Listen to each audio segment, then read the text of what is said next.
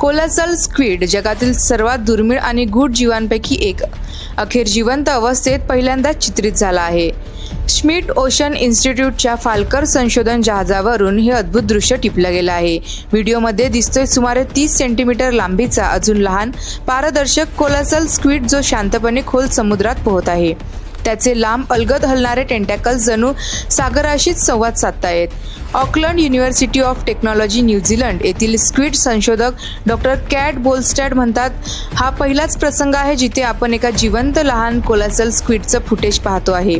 कदाचित या प्राण्यांना माणसाचं अस्तित्वही माहिती नाही. हे प्रसिद्ध जायंट स्क्विड पेक्षाही अधिक मोठे, जवळपास 14 मीटर लांब आणि अर्धा टन वजनाचे आहे.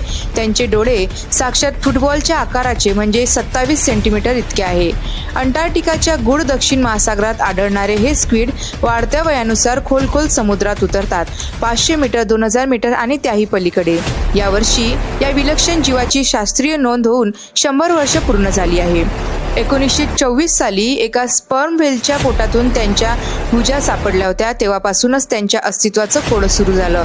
मात्र शतकभरात हे स्क्विड फारच क्वचित पाहायला मिळाले, तेही मृत अवस्थेत. कधी व्हेलच्या पोटात तर कधी समुद्रकिनारी वाहून आलेले. पण आता या ऐतिहासिक व्हिडिओमुळे या रहस्यमय प्रजातीच्या जीवनावर प्रकाश पडू लागला आहे.